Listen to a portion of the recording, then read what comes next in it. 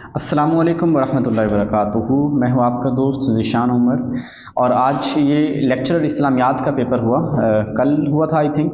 और उसका जो थर्ड पोर्शन है जो प्रोफेशनल है उसको आज हम कवर करने लगे हैं।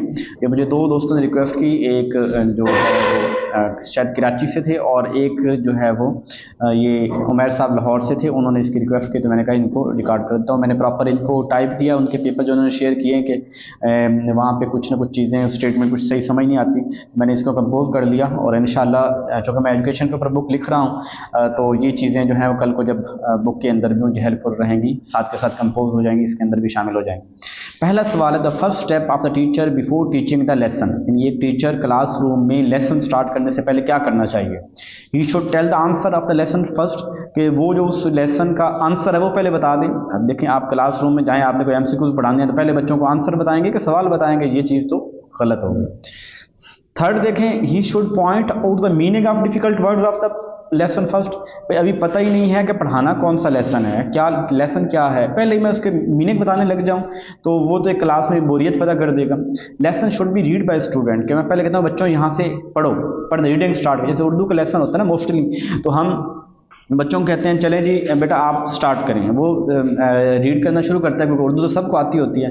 अब वहाँ पे दरमियान में जहाँ डिफ़िकल्ट वर्ड्स आते हैं तो वो उसके साथ हम एक्सप्लेनेशन करते जाते हैं, बाद में उसको समराइज़ करते हैं, फिर उसके बाद में लेसन बता देते हैं उसका आंसर वगैरह। तो ये बी ऑप्शन जो है वो यहाँ पे मोस्ट सूटेबल आंसर है। सेकेंड, लेसन प्लान सर्व डिफरेंट पर्पज़। लेसन प्लान जो है वो कौन सा पर्पज़ सर्व करता है? Psychological teaching in is possible. बिल्कुल, जब आप लेसन प्लानिंग करके जाएंगे क्लासरूम के अंदर, एक टीचर जब पहले देख के जाएगा कि मुझे क्या पढ़ाना है तो वो मद्देनजर रखेगा कि मेरे सामने बैठे स्टूडेंट कौन हैं, उनकी उम्र क्या है, उनको उनका ऑलरेडी कैपेबिलिटी कितनी है, तो उसके मुताबिक टीचर लेसन को तैयार करेगा। Suitable learning environment can be created in the classroom के अंदर जब टीचर पढ़ के जाएगा, लेसन प्लानिंग करके जाएगा, तो अच्छा इन्वायरमेंट क्रिएट होगा क्लास में। बिल्कुल ठीक है। देखें, अगर आप खुद देखें, आप लोग कहीं ना कहीं पढ़, जब जिस दिन टीचर जो है वो लेसन को तैयार करके क्लासरूम में नहीं आता, उस दिन टीचर बोंगियाँ ही मारता है क्लासरूम के अंदर और टीचर गप्पों में ही लगाता है और टीचर बड़ी मुश्किल से टाइम पास करता है। बेसिकली टीचर को पता ही नहीं होता कि मैंने आज पढ़ाना क्या है। तो टीचर जिस दिन अच्छा पढ़ के आएगा तो वो क्लासरूम के 45 मिनट 1 घंटा एक बड़ी तरतीब के साथ स्पेंड हो रहे होंगे। टीचर ने डिसाइड किया होगा कि मैंने कब वो क्वेश्चन आंसर करने हैं, कब मैंने पढ़ाना है, कब मैंने अटेंडेंस लगानी है, ईच एंड एवरीथिंग जो है वो टीचर्स की डिसाइडेड होगी। तो ये भी, और teacher can stick to his content, कि टीचर अपने कंटेंट, बिल्कुल लेसन प्लानिंग बनाने का मकसद यही है कि अपना टीचर जो है अपने कंटेंट के ऊपर स्टिक रहे। कंटेंट के ऊपर स्टिक रहने से मुराद ये है कि अब टीचर ने जो डिसाइड किया कि मैंने ब्लूम टैक्सोनॉमी पढ़ानी है तो ब्लूम टैक्सोनॉमी पे रहेगा। ये नहीं है कि कभी कहीं चला जाए कभी कहीं चला जाए, तो अपने टॉपिक के ऊपर स्टिक रहेगा, उसे पता होगा मैं ये पढ़ा रहा हूँ। तो ये सारे ऑप्शन, ऑल ऑफ दीज, ये ठीक होंगे। थर्ड है, which of the following strategy is most suitable for introducing lesson. आप क्लासरूम के अंदर लेसन को इंट्रोड्यूस करना चाहते हैं तो आप क्या करेंगे? क्वेश्चन आंसर करेंगे। आप लेसन इंट्रोड्यूस से मुराद ये है कि आप वहाँ पे बच्चों को बताना चाहते हैं कि लेसन क्या है, तो आप डिमॉन्स्ट्रेट करेंगे, यानी वजाहत करेंगे, परफॉर्म करके दिखाएंगे, एग्जाम्पलों से बताएंगे, उनके सामने करके दिखाएंगे। तो डिमॉन्स्ट्रेशन जो है वो आएगा थर्ड के। फोर्थ है हमारा टीचर फर्स्ट रिस्पॉन्सिबिलिटी। टीचर की पहली रिस्पॉन्सिबिलिटी क्या है? अंडरस्टैंड कम्युनिटी के, सोसाइटी, कम्युनिटी को अंडरस्टैंड कर। देखिए, टीचर का काम तो होता है क्लासरूम में पढ़ाना, ना कि ये देखना कम्युनिटी को समझना। Understanding the child, this is the best answer, कि उस्ताद को पता होना चाहिए मेरे सामने मौजूद बच्चा कैसा है, बच्चे को समझना, बच्चे की हैबिट्स, वैल्यूज़, उनको समझना ये टीचर का चाहिए। इंटरेक्शन विद पेरेंट्स, पेरेंट्स के साथ टीचर का क्या ताल्लुक, ये अगर हो भी सही तो कहीं बाद में है, ना कि ये उस्ताद का पहला काम ये हो कि वो वालिदैन के साथ अच्छे ताल्लुकात बनाए। तो बी ऑप्शन करेक्ट होगा। John Dewey called school. John Dewey जो था एक फिलासफर था और सोशल वैल्यूज़ को भी कहता है कि सोशल की बात भी करता है कि ह्यूमन इज सोशल, तो ये सोशल और फिलासफिकल की बात करता है जॉन डेवी। ये प्रोग्रेसिविज्म, रिकंस्ट्रक्शनिज्म और प्रैग्मेटिज्म फिलासफीज के अंदर भी इसका नाम है। Success developing values mainly depend. देखें, जो वैल्यूज़ है ना, सबसे पहले हमें फैमिली से मिलती हैं, फिर हम स्कूल से मिलती हैं, सोसाइटी से मिलती हैं। यानी अगर घर वालों की, माँ बाप की, बहन भाइयों की आदत बुरी होंगी तो वो जो बच्चा है उसकी आदत भी बुरी होंगी।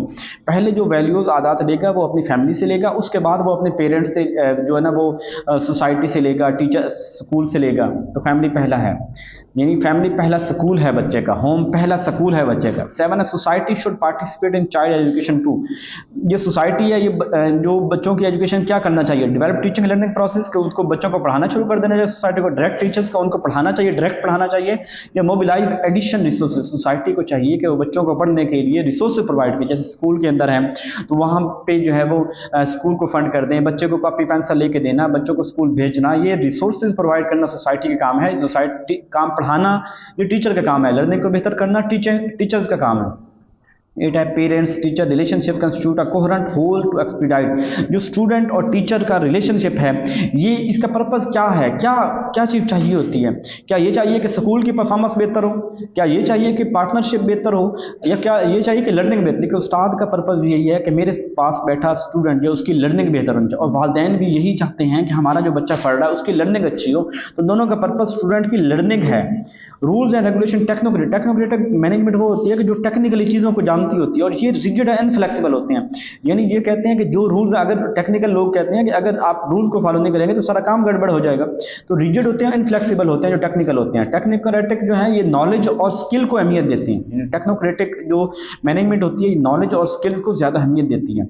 11th the process of evaluating the best policy to achieve the institution goals and priorities is called the process of देखें जहाँ पे बात आ गई है पॉलिसीज़ की। अब पॉलिसी बनाई जाती है किसी भी काम करने से पहले, और गोल्स को, पीछे भी एक सवाल आ चुका हुआ है, गोल्स को अचीव करने के लिए क्या प्रायोरिटीज़ होंगे, सारी चीज़ें हम स्ट्रेटेजिक मैनेजमेंट के अंदर कर रहे होते हैं, पहले ही सारे कर रहे होते हैं हमने क्या क्या काम करना है।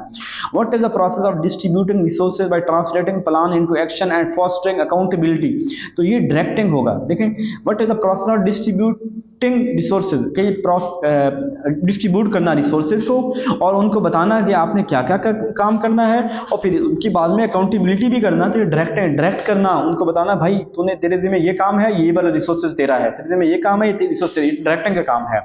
जो एजुकेशनल मैनेजमेंट है ना, ये 20th सेंचुरी की अर्ली में स्टार्ट हुई थी, यानी ये 1920 के अंदर जो है वो जो एजुकेशनल मैनेजमेंट का काम स्टार्ट हुआ तो ये 20th सेंचुरी के अर्ली में हुई थी। Under the mechanism of scientific management theory, scientific task setting include time study, scientific management theory बिल्कुल वो देखती है टाइम कितना लगेगा, मेथड कौन सा होगा, मोशन स्टडी, सारी चीज़ें इसके अंदर शामिल होती हैं। ऑल ऑफ दीज होगा। हार्ट ऑफ एडमिनिस्ट्रेशन, ये सवाल मुख्तलिफ जगह पे मुख्तलिफ है। हार्ट ऑफ एडमिनिस्ट्रेशन कहीं मैनेजमेंट को भी कहा, उसको भी कहा जाता है, डिसीजन मेकिंग को भी कहा जाता है, जो कि यहाँ पे डिसीजन मेकिंग है नहीं, तो यहाँ पे जो बेस्ट सूटेबल आंसर है ये ऑर्गेनाइजिंग है। Heart of administration is organising. What is the motivating force in management, management के अंदर जो लीडिंग होता है ना, जो लीड कर रहा होता है उसे मोटिवेटिंग फोर्स हम बोल रहे होते हैं, वो हमें लीड करने वाला, लीडर्स हमें मोटिवेट करता है। 7 how can teacher use formative assessment data to enhance their teaching credit, basically जो फॉर्मेटिव असेसमेंट होती है वो होती है ड्यूरिंग इंस्ट्रक्शन, तो इसकी वजह से हमें जब ड्यूरिंग इंस्ट्रक्शन हम पढ़ा रहे होते हैं, हम देखते हैं कि बच्चों को क्या कहाँ क्या क्या चीज़ समझ नहीं आई, तो हम उसको ज़्यादा बेहतर तरीके से पढ़ा देते हैं, उनको उसी मुताबिक जिस तरह वो समझ रहे हैं उसी तरह उनको पढ़ाया जाता है। तो C option is the correct होगा कि स्टूडेंट मिसअंडरस्टैंडिंग जहां पे वो क्लियर कर देते हैं, हमें पहचान हो जाती है और instruction accordingly.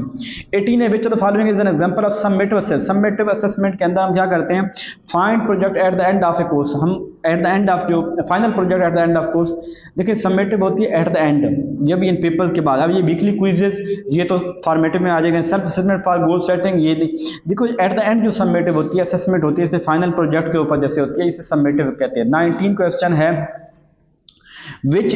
what is the primary purpose of a performance based assessment, primary purpose ये है टू असेस स्टूडेंट एबिलिटी, यानी देखें जो परफॉर्मेंस बेस्ड होती है कि बच्चा क्या उसको आता है परफॉर्मेंस। हम देखते हैं, मैंने मिसाल के तौर पे बच्चों को ब्लूम टैक्सोनॉमी पढ़ाई, अब मैं कहूँगा बेटा ये पेपर आप यहाँ पे इस चैप्टर से बनाएं और ये आपने ब्लूम टैक्सोनॉमी को मद्देनजर रखते हुए बनाना है।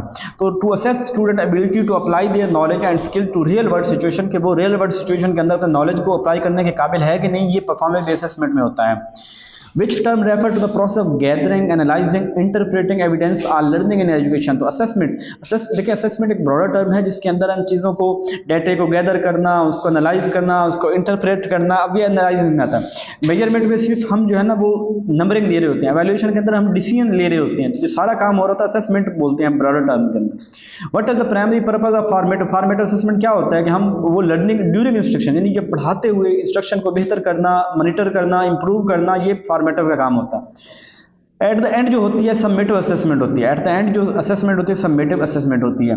Which is not the correct, following is not a characteristic of effective assessment. Effective assessment से मुराद क्या है कि कौन सी चीज़ इफेक्टिव असेसमेंट, देखिए अगर सब्जेक्टिविटी होती है बायस्डनेस, किसी बंदे की अपनी ओपिनियन राय, अगर मैं पेपर चेक कर रहा हूँ और अपनी मर्जी से चेक कर रहा हूँ, इसका मतलब है कि मैं सब्जेक्टिव हूँ, मैं किसी को ज़्यादा नंबर दे रहा हूँ, किसी को कम नंबर दे रहा हूँ। यहाँ सब्जेक्टिविटी आ जाएगा, जहाँ सब्जेक्टिविटी होगी उसे हम क्या बोलेंगे कि वो इफेक्टिव असेसमेंट नहीं होगी। ब्लूम टैक्सोनॉमी के अंदर जो है new prospective is associated with, जहाँ नई प्रोस्पेक्टिव यानी एक नई चीज़ की तरफ जाना, तो वो एवेल्यूएशन का। यहाँ एप्लीकेशन में तो हम उसी नॉलेज को इस्तेमाल करके काम कर रहे हैं, कंप्रिहेंशन में उस चीज़ को समझ रहे हैं, एवेल्यूएशन के अंदर हम अब नए प्रोस्पेक्टिव में आ गए तो एवेल्यूएशन होगा। साइकोमोटर डोमेन के अंदर कौन सी चीज़ नहीं है, तो साइकोमोटर डोमेन में जैसे perception, set, guided response, mechanism, ये चीज़ें होती हैं। तो यहाँ पे कम्प्लेक्स ओवर रिस्पॉन्स मैकेनिज्म तो है, लेकिन रिफ्लेक्शन यहाँ पे नई चीज़ है, ये साइकोमोटर डोमेन के अंदर नहीं आती। इसके 7 स्टेप्स हैं, वो याद कर लीजिएगा। Complex motor skills are exhibited at the stage of Bloom.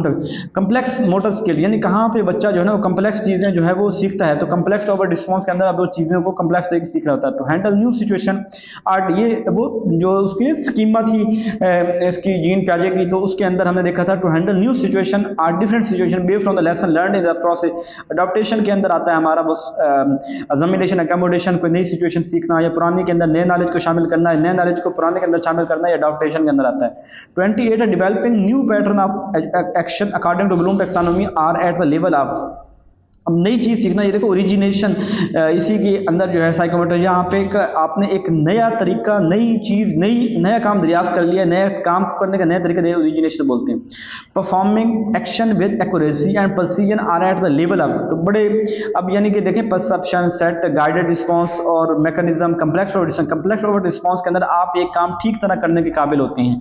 अगर इसका मजीद न पता हो तो ये ब्लूम टैक्सोनॉमी के ऊपर, साइकोमोटर इफेक्ट, ये इनके ऊपर मैंने अलग से वीडियो बनाई है, असेसमेंट एवैल्यूएशन की प्लेलिस्ट के अंदर आप वहां जाके देख सकते हैं।